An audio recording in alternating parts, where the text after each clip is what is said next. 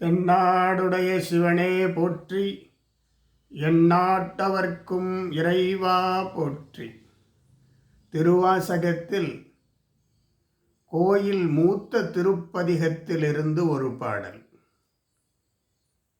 உடையாள் உந்தன் நடுவிருக்கும், உடையாள் நடுவுள் நீ இருத்தி, அடியேன் நடுவுள் இருவீரும் இருப்பது, ஆனால் அடியேன் உன் அடியார் நடுவுள் இருக்கும் அருளை புரியாய்.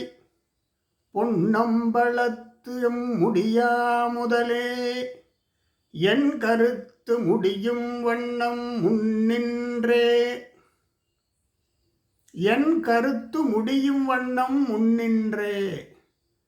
அப்படி மாணிக்கவாசகருக்கு என்ன கருத்து? அவர் என்ன வேண்டுகிறார்? சிவபெருமானிடம் என்ன வேண்டுகிறார்? பொன்னம்பலத்து முடியா முதலே, இறைவா சிவபெருமானே, என் கருத்து, அவருடைய கருத்து என்ன? அவர் சொல்லுகிறார், உடையால் உந்தன் நடுவிருக்கும், பார்வதி தாயார் உன்னுள் பாதி, நீ மாதொரு பாகன் ஆனவன், மாதாடு பாகத்தன் உத்தர கோசமங்கை. மாதொரு பாகன், மாதாடு பாகத்தன், உடையால் உந்தன் நடுவிருக்கும், உடையால் நடுவுள் நீ இருத்தி, நீ இருக்கிறாய், பார்வதி தாயார் நீ இருக்கிறாய். ஆனால் மாணிக்கவாசகர் சொல்கிறார், இருவீரும் இருப்பது எங்கே? மாணிக்கவாசகர் எண்ணத்திலே, நெஞ்சிலே, மனத்திலே, உள்ளத்திலே இருவரும் இருக்கிறார்கள்.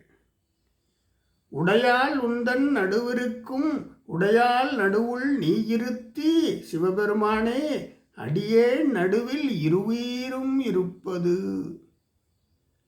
சிவனும் பார்வதி தாயாரும் மாணிக்கவாசகர் உள்ளத்திலே இருக்கிறார்கள்.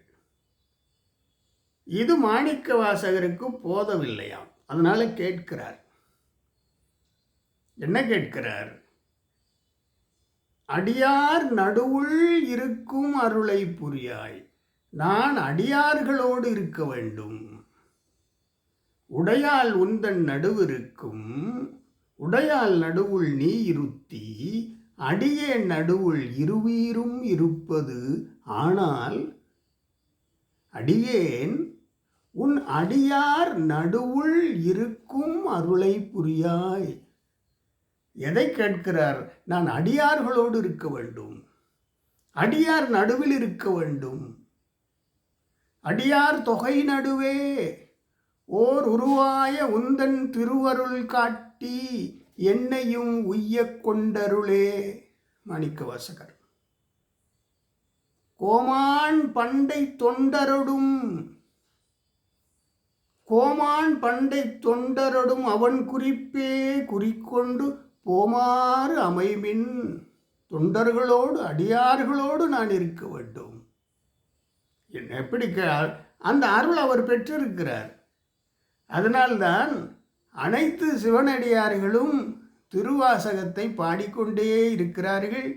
அனைத்து சிவனடியார்களின் உள்ளத்திலே மாணிக்கவாசகர் இருந்து கொண்டே இருக்கிறார்.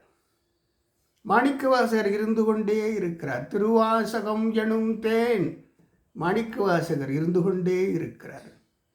தொல்லை இரும்பிறவி சூழும் தலை நீக்கி, அல்லல் அறுத்து ஆனந்தமாக்கியதே, எல்லை மறுவா நெறியளிக்கும் வாத ஊரென்கோன் திருவாசகம் என்னும் தேன். எல்லார் அடியார் உள்ளத்திலும் மாணிக்கவாசகர் இருக்கிறார். சிவபெருமானிடம் இந்த அருளை அவர் பெற்றிருக்கிறார். அடியார் நடுவுள் இருக்கும் அருளை புரியாய். பொன்னம்பலத்து முடியா முதலே, என் கருத்து முடியும் வண்ணம் முன்னின்றே. இப்படித்தான் ஒரு தொழிற்சாலையிலே தலைவர் பதவியில் இருப்பார். அவர் தொழிலாளிகளோடு தொழிலாளிகளாக இருந்தார், மேன்மை அடைவார். மேன்மையடைவர்.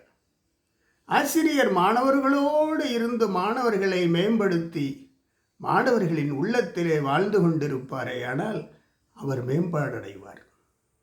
எப்படி அடியார்கள் உள்ளத்திலே மாணிக்கவாசகர் திருவாசகம் தந்திருக்கிறாரோ அப்படி மாணவர்களின் உள்ளத்திலே ஆசிரியர் வாழ்ந்து மாணவர்களின் உயர்விற்கு அவர் மிகப்பெரிய தீப ஒளியாக இருப்பார், ஞான ஒளியாக இருப்பார்.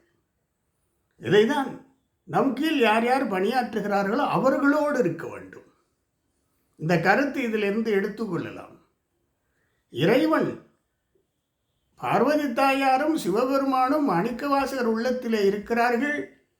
மாணிக்கவாசகர் கேட்கிறார், நான் அடியார் நடுவில் இருக்கும் அருளை புரியாய். நான் அடியார் நடுவிலே இருக்க வேண்டும், அந்த அருள் எனக்கு வேண்டும். மாணவர்கள் உள்ளத்திலே வாழ்கின்ற அருள் வேண்டும், தொழிலாளர்களின் உள்ளத்திலே வாழ்கின்ற அருள் வேண்டும், மக்களின் உள்ளத்திலே வாழ்கின்ற அருள் வேண்டும். இதைத்தான் இந்த பாடல் நமக்கு சுட்டி காட்டுகிறது.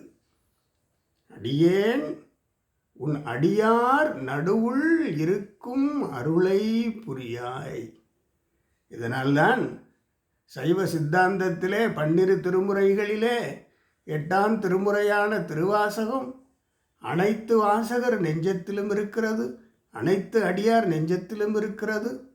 அனைத்து அடியார் நெஞ்சத்திலும் மாணிக்கவாசகர் இருக்கிறார். அருளை மாணிக்கவாசகர் பெற்றிருக்கிறார். இறை அருள் உண்டு. இறைவன் நாமத்தை சொல்லி தொடர்ந்து இறைவனை வணங்கி வருவோர்க்கு இறையருள் உண்டு. உள்ளத்திலே பொய் நீக்கி இருள் நீக்கி அனைத்து மலங்களையும் நீக்கி உள்ளத்திலே பேரொளியாக இறைவனை அமர்த்துவோர்களுக்கு எந்நாளும் நன்னாளே. தென்னாடுடைய சிவனே போற்றி, எந்நாட்டவர்க்கும் இறைவா போற்றி.